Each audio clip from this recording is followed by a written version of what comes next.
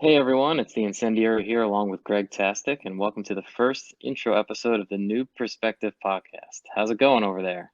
I'm all right. I'm doing good. How about yourself?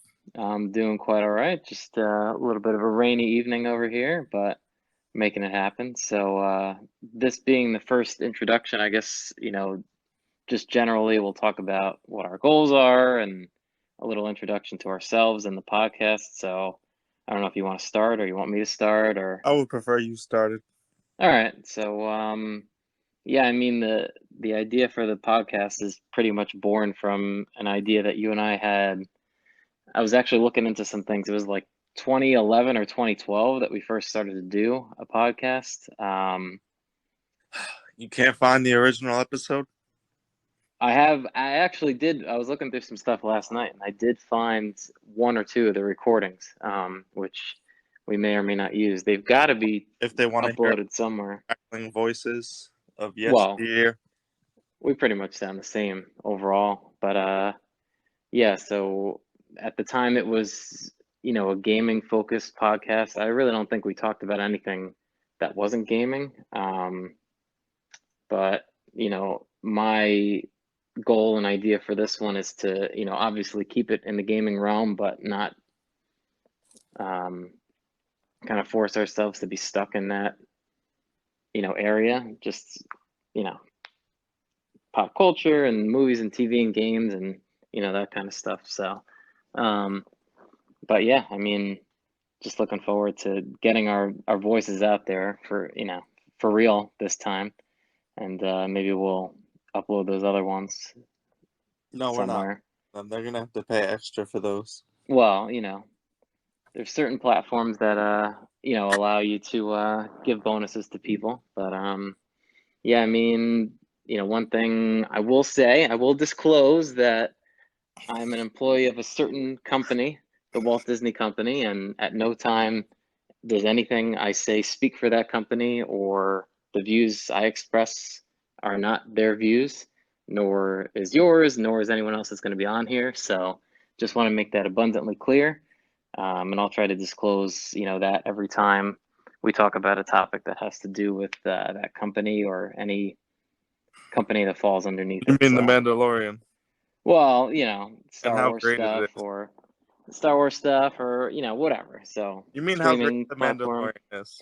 I've only watched two episodes, so Oh, and you work for the Disney company. They already don't believe you. well, they believe me.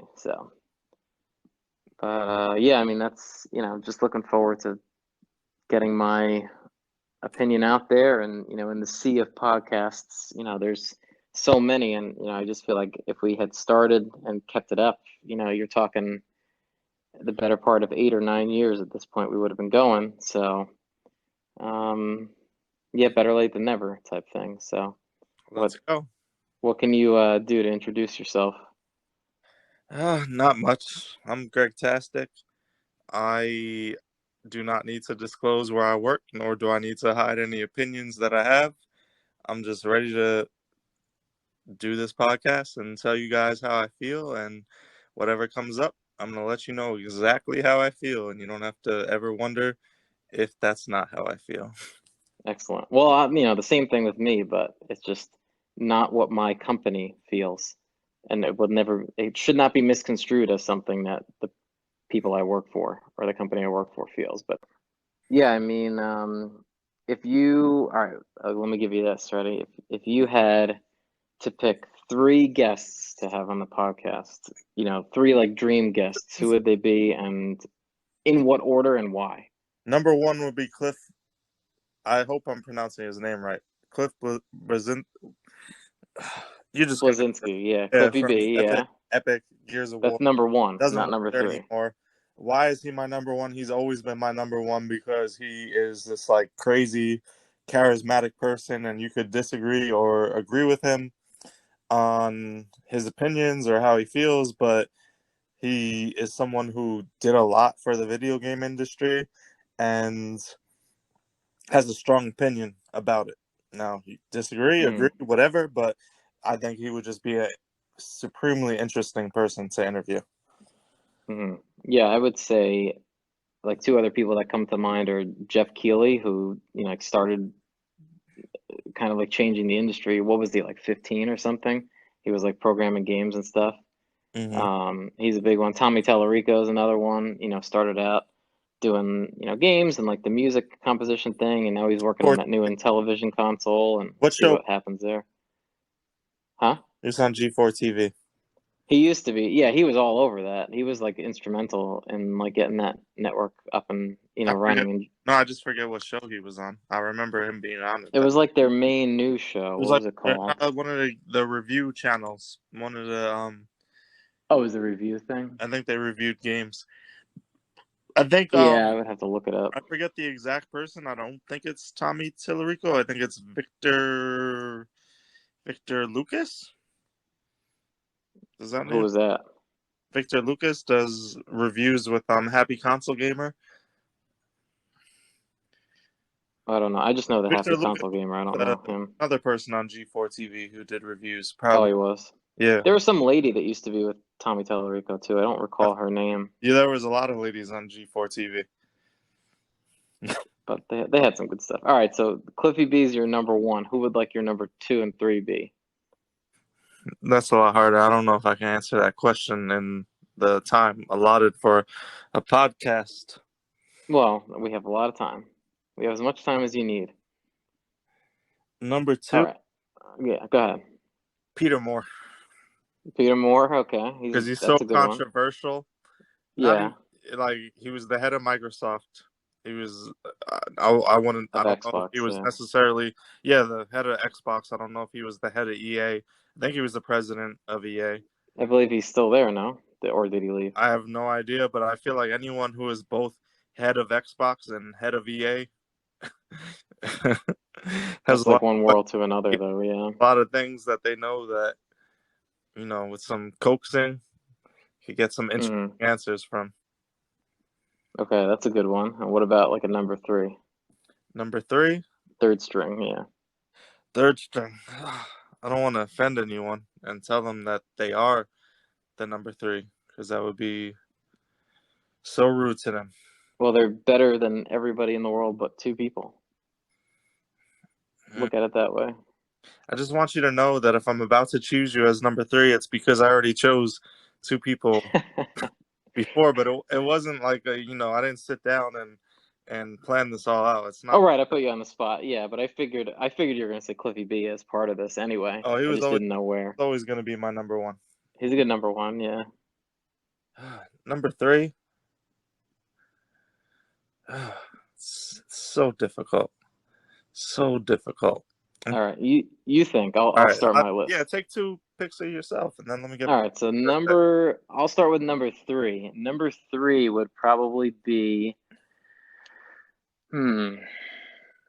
I don't want to repeat anybody that you said because they're good.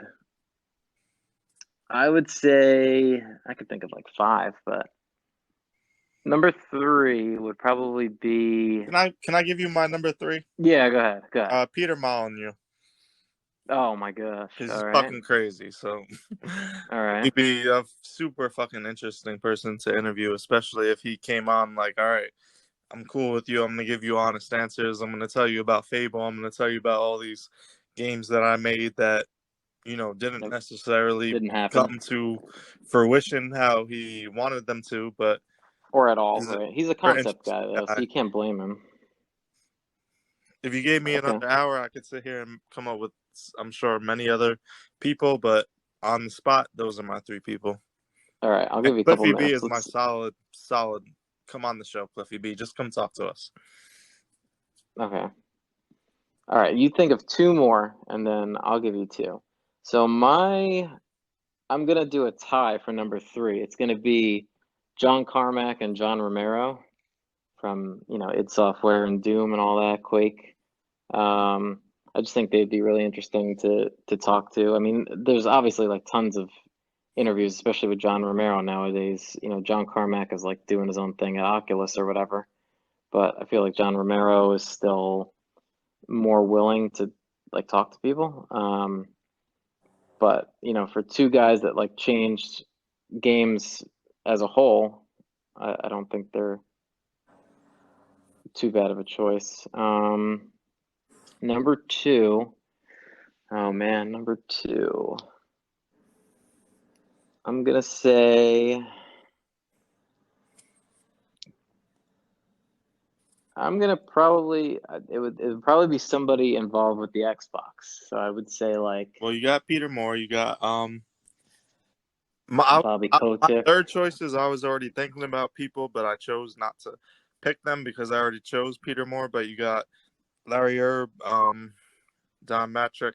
You got Yeah, Don would be good. Yeah, Bill Gates, Steve Ballmer, like the what's the top guy's people. name? Why are we not saying it Oh, right now? what guy? Who's in charge of Xbox right now? What is his name? Unsubscribe. I know his like tag is like Xbox P3. Phil Spencer. Phil Spencer. There you go. Yeah, That would be a great interview. I think he would be good. Don Matrick was the old, guy. I would probably say Bill Gates just to talk about like not yes to talk about Microsoft and Windows obviously, but to talk about the Xbox because there were so many naysayers that said it would never happen and they couldn't do it and whatever, but together they he kind of pushed everybody and they pushed each other to make it happen. So, um, and then number one is Bill what do you think Gates. my number one That's is? throwing him under the bus. What? Bill Gates, number two. Who are you gonna choose as number one? Number one is somebody who I think is more influential in video games and only in video games. You have an answer in mind already? I do, yeah. Oh, all right. Give me a hint so I could guess it. Probably the most influential game designer of all time. Miyamoto.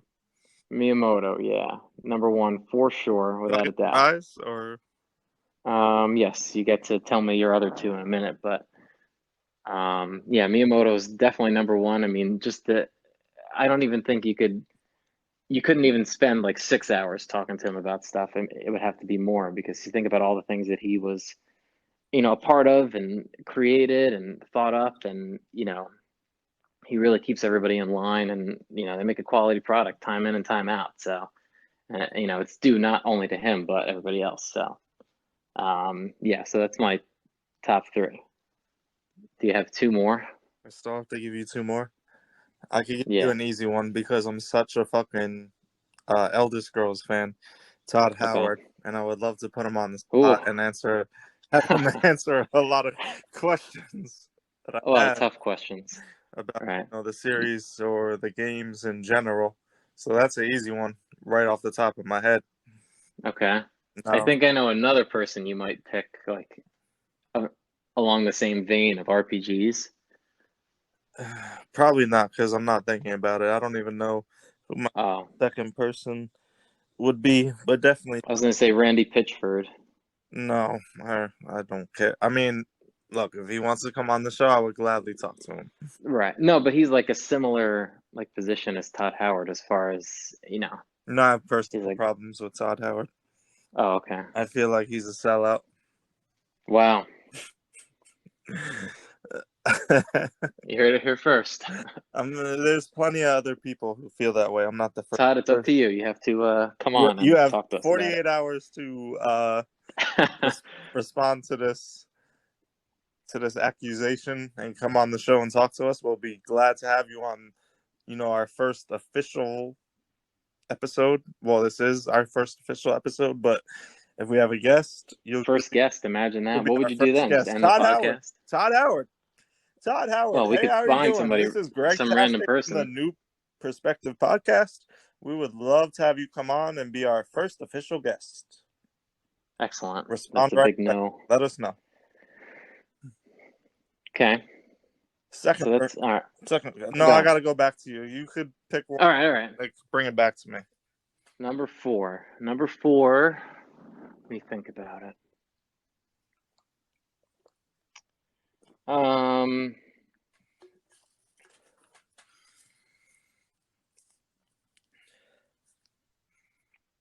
let's see. And it's only people that are alive, right? No, I would. I was gonna mention Steve Jobs when we were talking about Bill Gates, but obviously, See, well, yeah. You couldn't do that. But I mean, for your last, no, I would say for your fourth pick, it has to be someone for alive. And then if you want to do All your right. last pick, you could pick someone who. There's plenty of people to choose from still. They're Sure. not the people that I want to choose. All right. Let me think about it here. You could choose your boy Reggie. You could choose Who? Reggie. Then Oh, Reggie Fils-Aimé, you yeah. could choose the fucking weird white guy who did all the Sony commercials for so long. Oh, and then he went to work for what was his name? Like Ben something. Yeah, didn't he? Wasn't there like a controversy there? I would have to look it up, but I'm sure there was, but I know he did like insurance commercials like before, during, and after that or whatever. you could choose Um, Pikachu. no, it has to be a person. Pikachu is a person. You, Um, you could choose the dude at GameStop who used to sell you video games when you were 14 years old. oh, Chris from GameStop. Shout out to Chris and Joseph. Thanks for listening. And Joseph, yeah, he was cool. Wonder if they're still there. Or I heard, well, somebody, I think you told me back in the day, like Chris transferred out, but he was like the manager or whatever. But anyway, Joseph works for college now. huh? A college. He works for a college. I'll tell you off the air what college. Oh, okay. Let's see. I'm trying to think, like somebody in the PlayStation realm, like the Sony realm. I just don't like Sony. Who was involved with Sony? What's the guy's name that like developed Pokemon? Because he like used to collect bugs in his backyard or whatever. I have no idea what his name is. I'm sorry. That's why. Satoshi Tajiri, Uh, I believe that's his name. Because like the story, yeah, this is him. Because the story is that like as a kid, he used to like go on adventures and like collect bugs and stuff in his backyard. Um, and I remember reading that like back in the day, and yeah, I think it would be interesting to kind of pick and choose and find out, what were the bugs he things that liked? no, like what did you take from your real world experience and what translated into the game well, what didn't translate, what did you have to come up with, how did you know what I mean, like what, obviously you're walking around and you're putting a bug in a jar, like how does that translate into one thing or another, and how did you just put it all together? So Collecting them all. You're collecting all the bugs. well, I understand that, but like where did Did the battle you're thing come asking did he from? fight all the bugs together? Well, no, I'm not saying he was into bug fighting, but I'm saying that he how do you take that and make that jump? Like what were the steps to take that jump into, you know, A crazy here's imagination, because here's not bugs, here's monsters, and I'm not just collecting them, I'm fighting them, and I'm a person that has them, and then I can catch them, and other people can catch them, and we can fight each other. Like what were the stepping stones to get you there? In other words, like that's kind of what I would want to know, and what were things that, especially this, like what were things that you wanted to add that you never could or didn't want to, or people, turned it down or whatever. So I'm always interested in stuff like that that doesn't get implemented. So that's my number 4. So now you're up. all right. So I have an answer. I'm thinking about if I want to change it. You can make it a tie. No, I'm just gonna go with the original answer, which is Gabe Newell, who the guy who created Steam, basically. Right. I'm just And I'm just interested in how he came up with the idea. Guy's got it made like millions of fucking dollars off of it.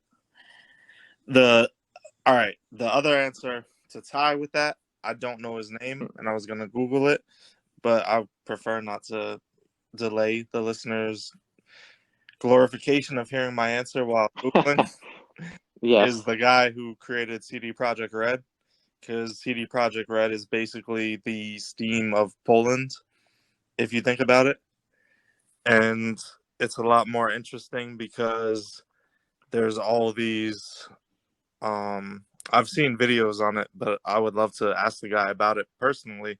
Is there was all this like legal stuff going on in Poland where they were basically making copies of games and selling them in like black Right. markets and stuff, and eventually all of that led to CD Projekt Red, which led to Good Old Games, GOG, yeah. and that would just it's an incredible story. And like, uh, not to say anything about people talking in different languages or having accents or anything like that, but basically the only video I've ever seen explaining that whole process and how it happened was a Polish guy talking about it, and it was like a little hard Hard to to understand. understand, basically. Yeah, So no, it'd be that's nice to fair. ask Yeah. him, talk to him and ask him how do you go from here where you're like giving out the not giving out these games, but like this black market type of thing, to where now you're a full fledged game studio and now you're actually distributing games on your. They have a whole platform, right? Yeah. Yeah, just like So Steam, right? And Valve, right? all right, Same deal. I'll Google the name of the I guy. looked it up. There's two guys, Marcin Iwinski, and no Polish pronunciation happening here, even though we're both Polish. And it's anglicized. It's Michael, but Mikhail Kaczynski, I guess it is. Yeah, So there's two guys, Martin and Michael, if you will. Um, I just don't know. I don't know which one is but which, but they're probably both. It says they're still the owners.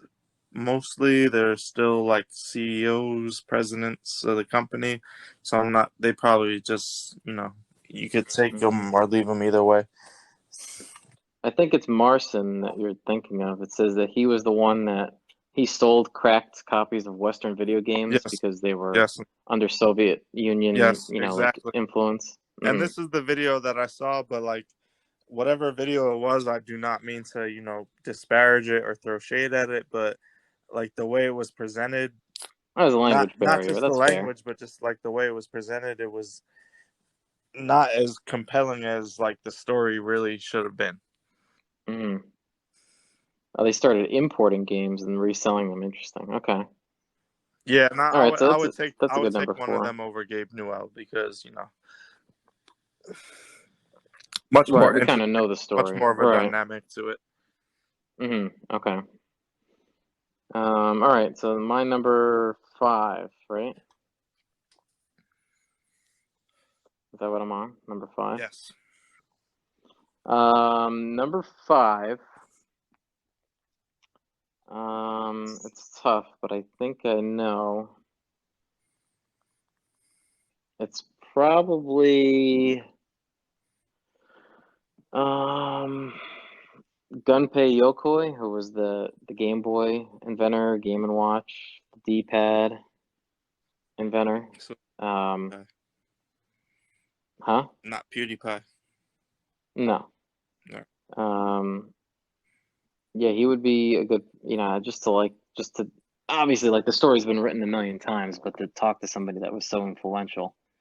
Um, I guess most of my people are like influential on a big scale. I would tie him probably with um, what is his name? Is it Jason Jones? The guy that yeah, the guy that was like big at Bungie back in the day to work on I Halo. have no idea. He co-founded Bungie, yeah. Jason Jones. Just because we can talk about Halo all day, but I just like the idea that this is what you had before, and this came out, and then it'll never be like it was. It's a very like laptop, like MacBook thing. Like the MacBook comes out, and like all laptops look different. Now, speaking nothing about operating systems or whatever, you know what I mean? Like the iPhone comes out, and all phones look like this now. That type of thing. All right. Halo So comes out, and all games look like this now. listen, First-person shooters. listen. All right. I don't mean to take over the conversation, but you name five people. I name 5 people, right? Right? At the end of the day, one person can come on tomorrow. Are we in agreement that it's Cliffy B, or are we disagreeing? No, I I agree. That would be awesome. All right, so Make it you need happen to go on the little Twitter handle we got, and you need to tweet them and tell them to come on the show because it would make a yes dream come true.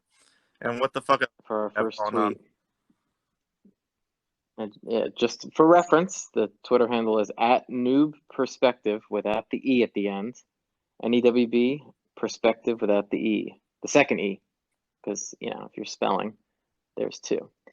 Okay, so that's our dream guests. Let's see what else we got here.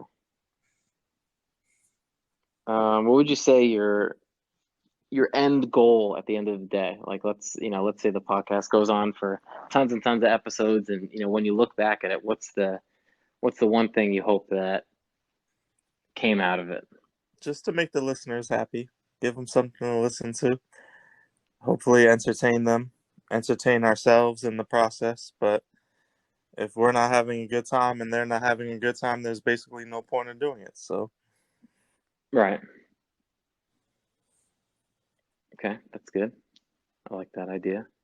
I mean, I would probably say that. I mean, the name is what it is. It's giving people our perspective, a different perspective than you might think. I mean, obviously, I don't think I'm some revolutionary thinker that's going to come up with, you know, uh, a Renaissance type idea about every subject we talk about. But at the end of the day, I hope that what we bring to the table gives people something to think about. So, and that's why we got to get Todd Howard on here too. what was the first thing you'd ask Todd Howard? Would it just be the word why? Why did you take what you? All right, this is you. I could give you a bullshit question just to be funny or just to entertain people, but I would say, why did you take what you did with Elder Scrolls Morrowind and fucking throwing down the drain for Oblivion? Story wise, atmosphere wise, it's kind of like you sold out. Like, all right, we can make a popular game, so let's make a popular game. Let's crank it out, right? But But don't you think that what I've noticed like recently, and you're the Elder Scrolls expert, and I'm definitely not, but I've never played Skyrim, so that putting that aside, do you think that the Morrowind versus Oblivion thing is like an old guard, new guard type thing? Like people, actually, it goes back further than me. It goes back to Daggerfall and Arena, Daggerfall, which right? I've never even played. But Oh, they're vastly different. but They're but if so you right, if you research into it and listen to people's opinions, even the people who played those two games before would kind of put Morrowind as the turning point where right. like the But lore of the game and the history of the game kind of went out the window for the mainstream action, right, I think I mean, because I played a lot of Morrowind, here and there. I was never as serious as you were, but like, and seeing what Daggerfall and Arena were, like Morrowind is like the next, like the they're all logical shitty step. games. I'm not trying to say I don't mean they're shitty games. They're good games, but they're all shitty games. I don't know how to explain it. They Okay. they're not Skyrim. All right, I mean, even Skyrim's a shitty game depending on how you look at it, with the bugs and it's still not perfect to control, but it's more of like It's more of like a Call of Duty first person RPG. Like, it's easy to control. There's not a lot of learning or insight that you need to play it. Whereas, And that's what a lot of people want, yes, right? whereas, People don't want that, that where Chrono so Trigger. so here's my question to Todd: is that's fine, but the three first games, okay, there was a acceptance barrier when it came to how does it control, how do you play it. You get thrown in this world, you don't know where you're going, you don't know what you're doing, you got to read a lot of Right. text, this and that, blah blah blah. But like, you can make a game that's more I don't want to say accessible control wise or gameplay wise, but still keep the lore or the story in it. So you think that the lore and the story took a backseat to accessibility and like I'm not gonna say it mainstream, happened hand in hand, but somehow it right, happened. over time. And So then you have Elder Scrolls Online where they basically say, okay, this is lore, but it goes against what the game said was lore. So it's like you just oh, it's different? I believe so.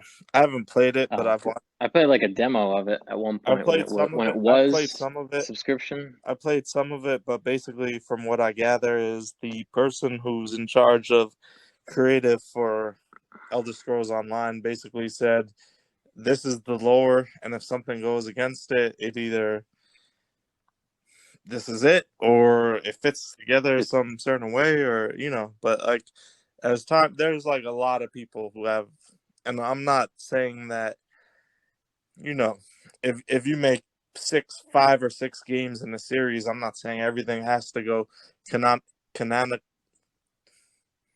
canon yeah, wise has canonical, to be yeah. perfect.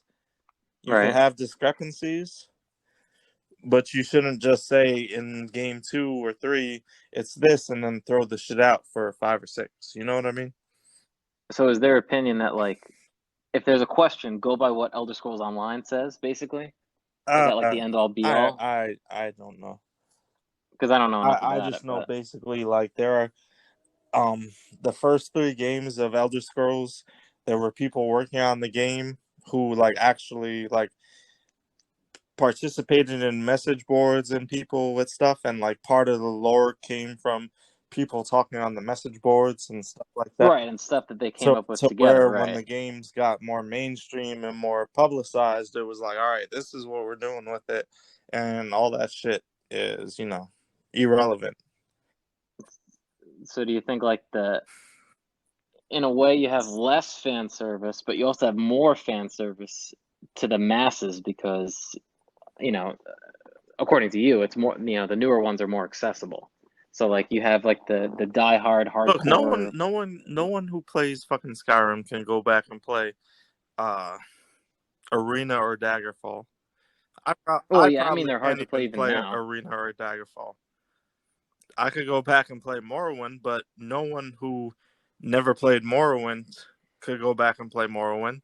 They'd be like, "What the After fuck playing is going Skyrim, on? right? Like, what the fuck is this shit? It's boring. It doesn't make sense." But like, Right.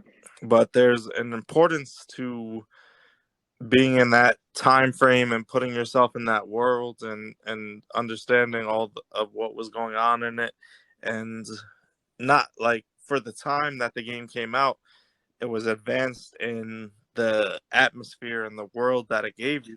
Sure. But even now that time went on, still try and find another game, voice acted or text dialogue or not, that gives you the background and the lore that a game like Morrowind does. You won't No, anyway. it's hard to find. Yeah. I just had a good thought.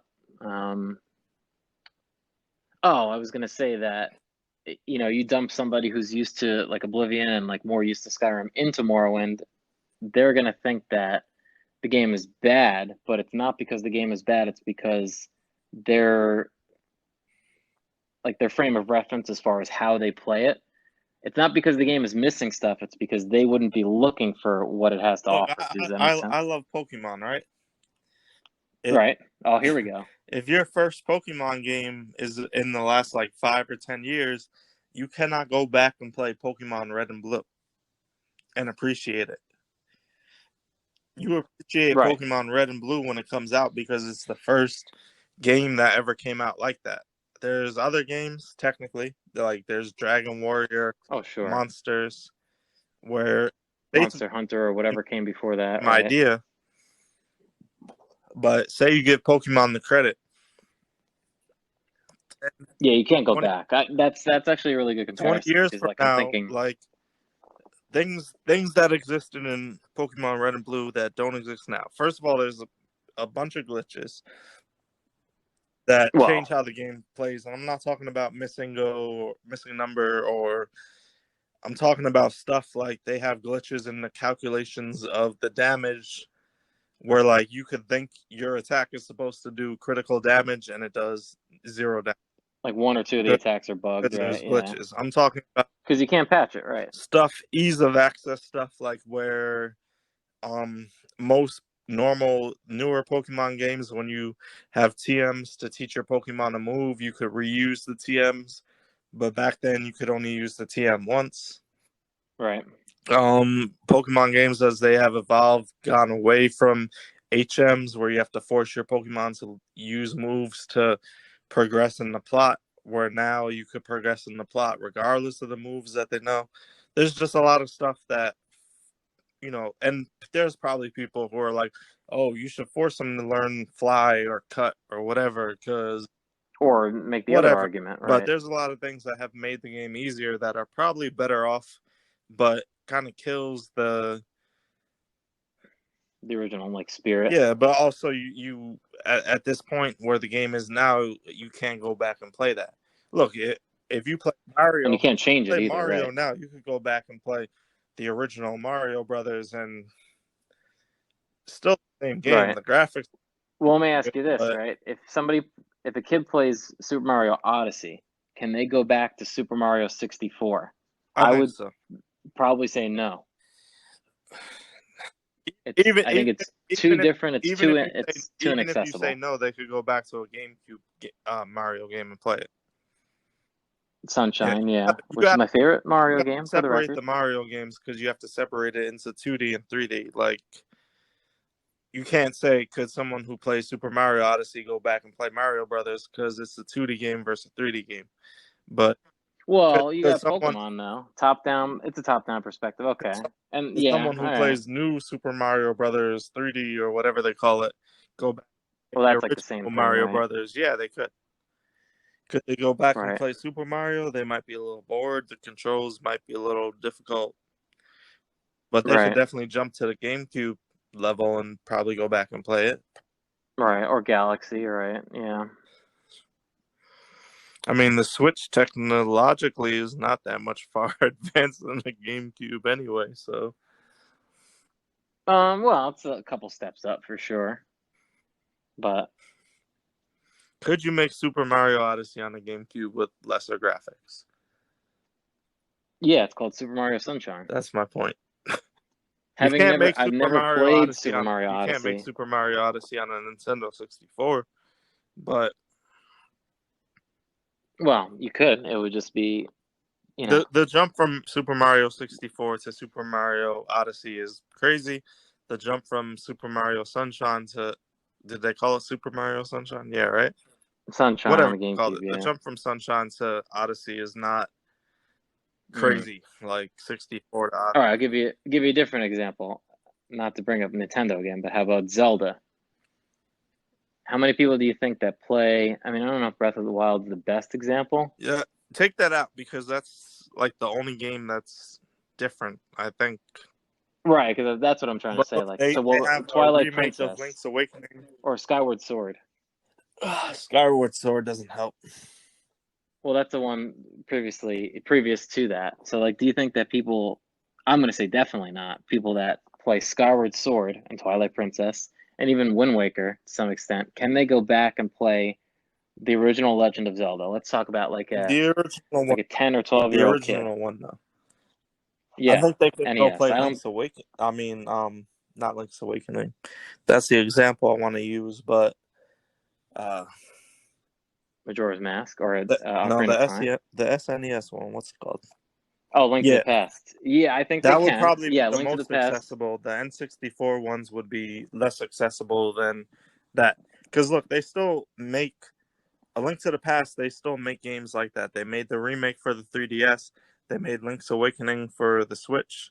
Those still Right. basically play exactly the Oh way. yeah, that game just like helps you through basically. That's one of the better Zeldas for But sure. I would never say anyone from outside of our generation could go back and play any N64 game. God bless them. I think it depends. I mean, there's like that handful. There's just like the top 12, the top 10 most, you know, like the highest selling games. What were they? Like they're, Mario Party, Smash Brothers, the two Zeldas, um, GoldenEye was up there and Perfect Dark, but Perfect Dark I can play now, but when I get to GoldenEye, it's just something different. Because I think Perfect Dark refined the control because it came out later. But like, yeah, I mean, I don't. When you kind of look at the way retro gaming has happened, I don't think there's that same affinity for N64. There is for certain people for certain games, but it's not. I don't think it's like NES and Genesis and Super Nintendo, and I don't think it will be like Xbox and PS2.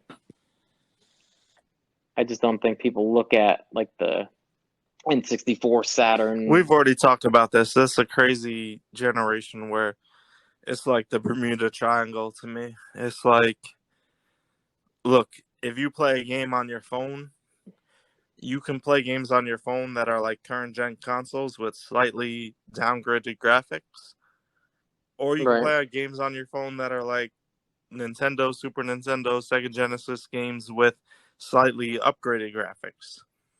But right, there's nobody's recreating N64 PlayStation level game mechanics these days. It's disgusting. It makes me want to. right. I think, but what I will say is, I think there's a different affinity for the people that are nostalgic for N64 versus the people that are nostalgic for PlayStation.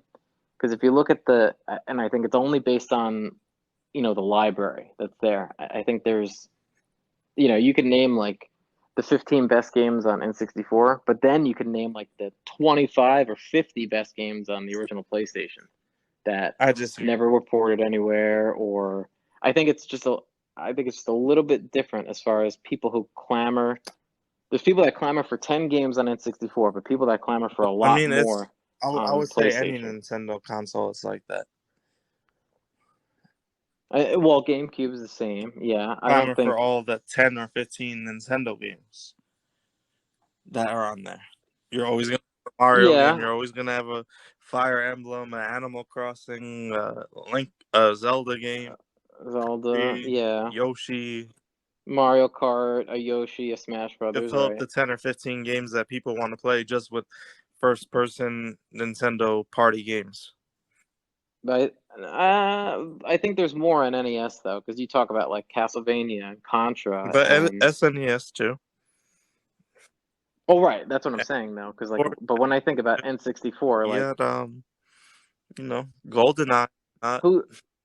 and then Wow, I don't think anybody is nostalgic for NFL Blitz, 2000 or whatever it was. Like, yeah, it was people love. fun, but I know But they do. But what I'm 64, you saying got is, GoldenEye, you got Perfect Dark, you got well, Banjo Kazooie, two Banjo games, you got Here's Bad yeah, Fur Day, you got Contra, in addition to Mario Kart Racing, you got Diddy Kart Racing, or I don't think the same yeah. names, but you got Cruising USA. What more could you want than that? No, I don't think there's anybody that's nostalgic for I'm that. nostalgic. The N64 version specifically, though, there's going to be people that want to play like the Nostalgic. arcade version, like we would always see growing up. Like, you go here, you go there. Oh, it's Cruising USA. Like everybody knows I that played game. specifically that version, so I'm nostalgic for it. Really?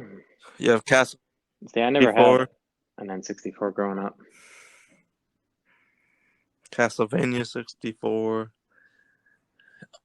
Oh, it's not good. Terror. There's two, isn't there? I don't know. Yeah, there's a lot of like bad ports of games on like Quake 64, Nukem 64, Doom 64. Hmm. Well, yeah, I mean, I don't Good know, Nintendo but 64 like games that were not published by Nintendo. That would be our they're next list. developed or published. Either. Well, I would. You have to go with Developed, developed. obviously. Oh, it'd be all the rare games, basically, Yeah, the Perfect ones you Dark. named. I Yeah, like Glover. No one else. Glover. Deck Yeah, 64. No. I had the PlayStation one. It was It's good. really mediocre games outside of what Nintendo. I mean, I feel like that's every Well, every that's what I'm trying to Nintendo say though. console. Like, I think when you look at PlayStation, though, you have like ones that, well, the Nintendo first party argument is a different argument, but I just think like when you think about PlayStation, you have, obviously like the Square Enix or the Enix stuff or the Could Squaresoft have been stuff, whatever you want to Nintendo call it. 64. Could have Huh? been on Nintendo 64. Well, it could have been, right? But then you also have like the Resident Evil stuff, the Capcom Resident stuff, Evil was on and the Nintendo fighters that they put it. 64 for one Right, version, yeah, right? but Which Resident Evil 2, I think. And they fit it all on a cartridge and it actually looks good with like all the cutscenes and stuff. got it out Um, with GameCube but like then though. you have like, huh? GameCube destroyed it. Resident Evil. Well, yeah. I mean, Resident Evil 4 was great, but and then you have like the Spiral games and the Crash games and like I said, Final Fantasy already.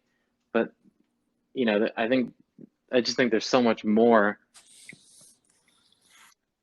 It's like Super Nintendo versus Genesis. Like I'm partial to Genesis because that's what I had, but you look at the library and the Super Nintendo has two great games for every great game that Genesis had, Yeah. basically. But does that make it a better console? I mean, that's a different argument too, but it's all about the games. It's always been that way. Had the NES not had the games that it had, it wouldn't have been that big, and we wouldn't even be like talking about this, so. But that's what I got there. How do we even get started with this conversation? I don't know. It went. It just Started took off. something to do with Cliffy B coming on our show, and then we ended up talking about Nintendo. Right. Let me ask you this: would you ask him about Lawbreakers? No, I wouldn't ask him about that. I have so many questions to ask him besides that.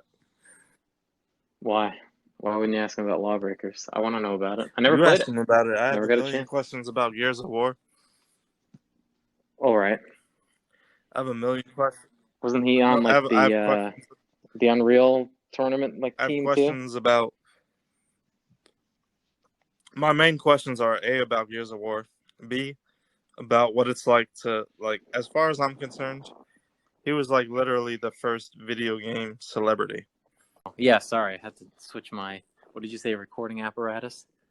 Yes. Yes. So yeah, that didn't work out the way I wanted it to, but technical issues. Everything has a quirk. So what were we talking about? Cliffy B.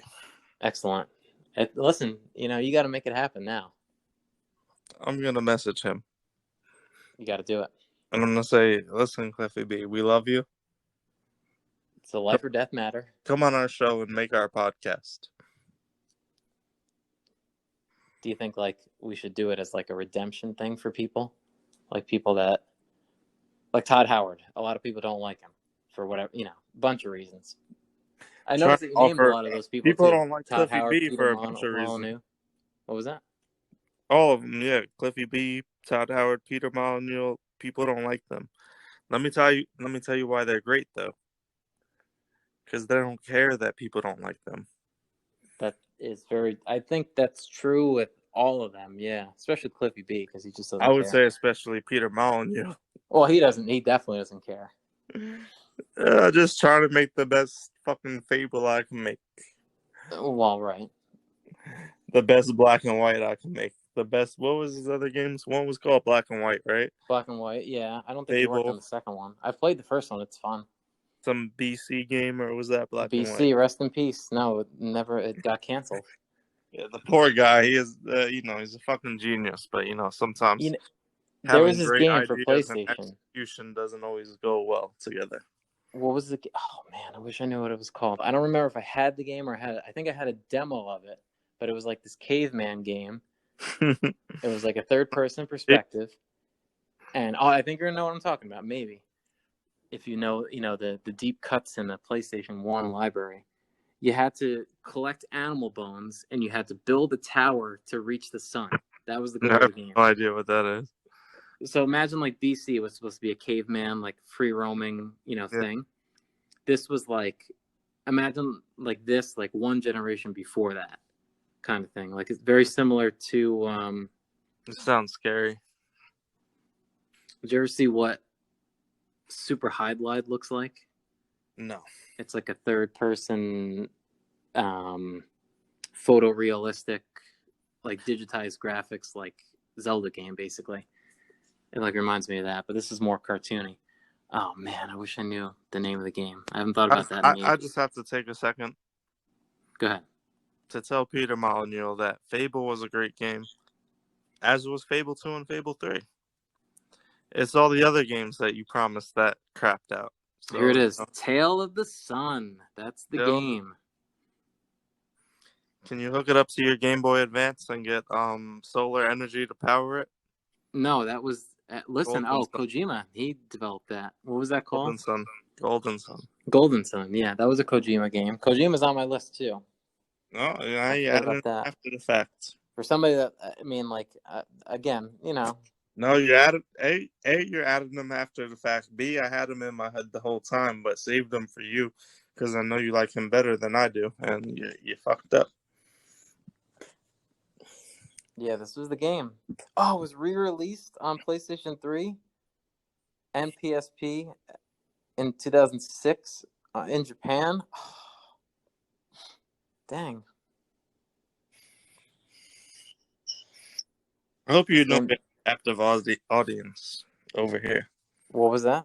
We have a captive audience that's listening Yes, to I'm it. telling them about a game they don't probably know about. Tail of the Sun, Tail, because you're supposed to build the sun's tail to get up to it.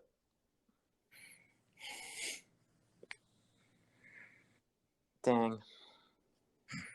1997, bringing it back. Bringing back memories. 1 year after Pokemon. 1 year. Well, yeah, it wasn't here until 98, though. Right?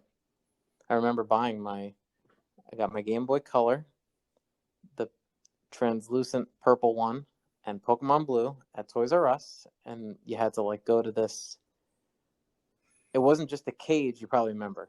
Yeah, you take the little slip and you bring it up to them, and Yeah, it was like a rain check system. yeah. Or like that's how old like department stores and like Woolworths and stuff used to be. It used to be like that.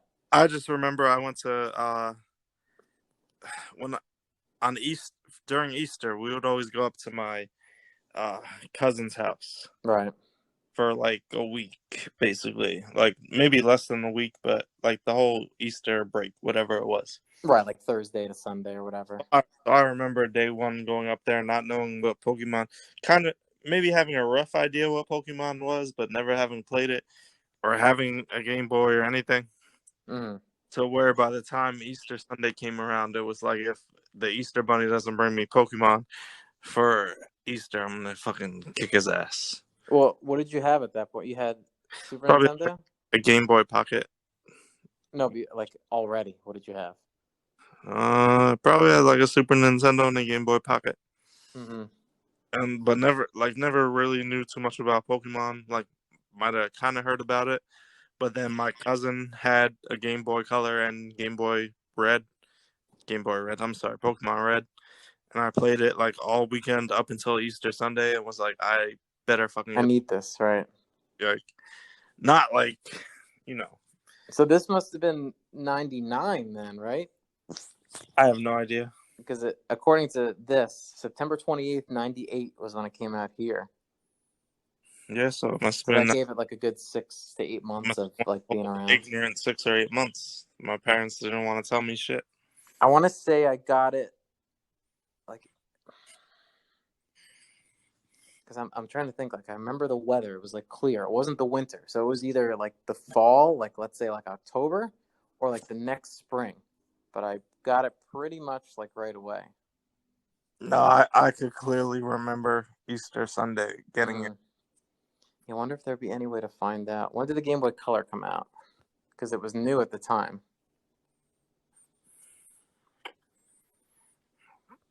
I have no idea when it came Game Boy out. Color. Oh, wait a minute. Japan, October 21st, 98. North America, November 18th, 98. 2 months after Pokemon. So, yeah, it was either the fall of 98 or the spring of 99. because I didn't have the original. I never had the original Game Boy. I didn't have a Game Boy Pocket, and it was Color was the next one, right? Yes.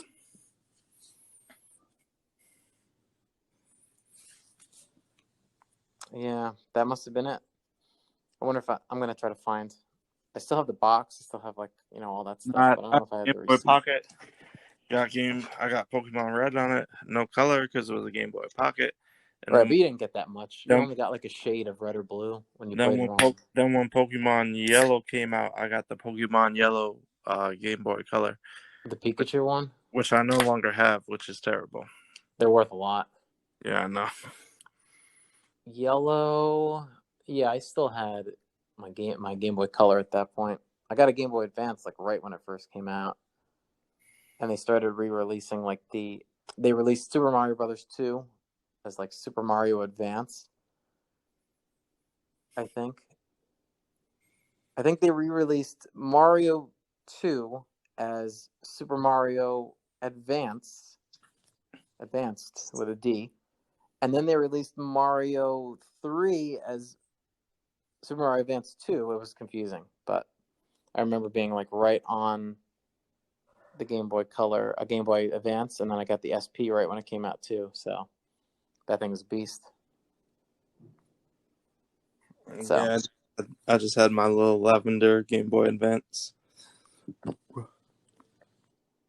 which one did I have? It was like a purple one, like a white one.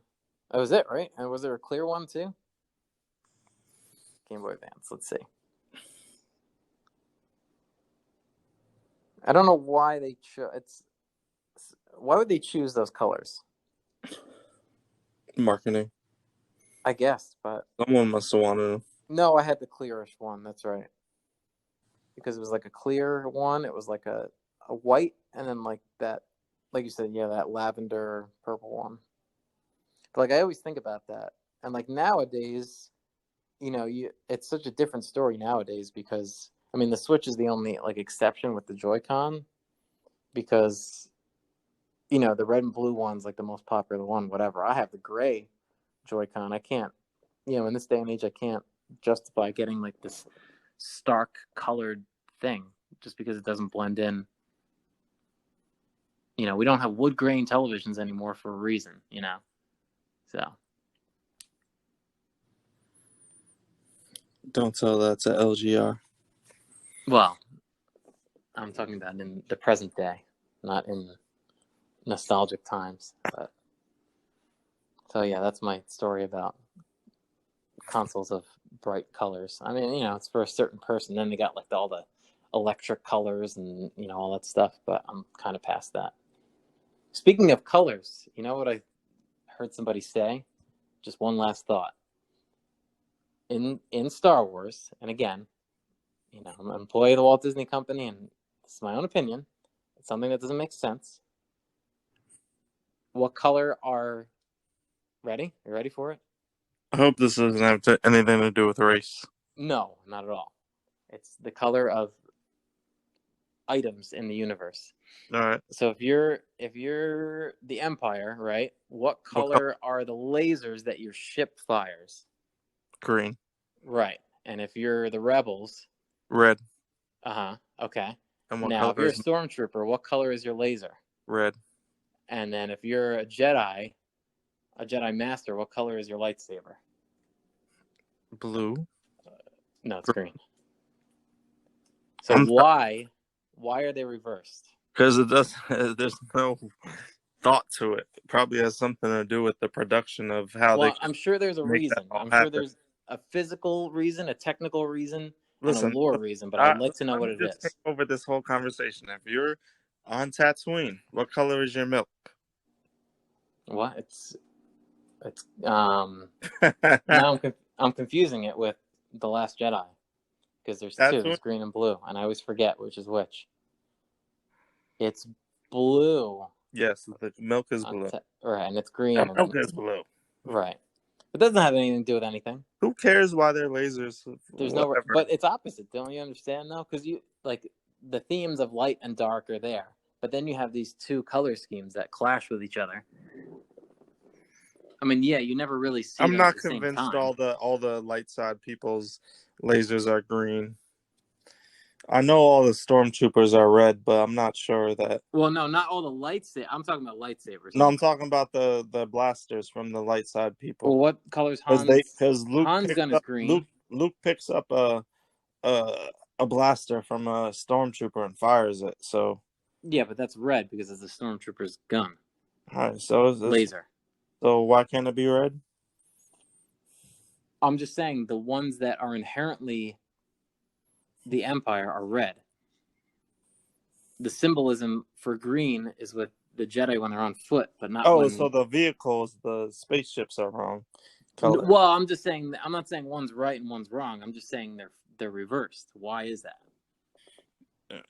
Or did they just not think of that? 99.9% sure it has something to do with the technicalities of filming the show, not the show, the movie. I would like to, if anyone knows and can tell me for sure, I'll look it up. Nope. And Number I'll let one you know next interview, time. George Lucas. Yeah, that would be a good one too. Nope. I'm still taking Cliffy B. Cliffy B, come on the show. We're gonna tweet you at least by tomorrow morning. What are you gonna say? Cliffy B, I love you. Come talk on my podcast, please. I love you. I'm gonna say I love you twice.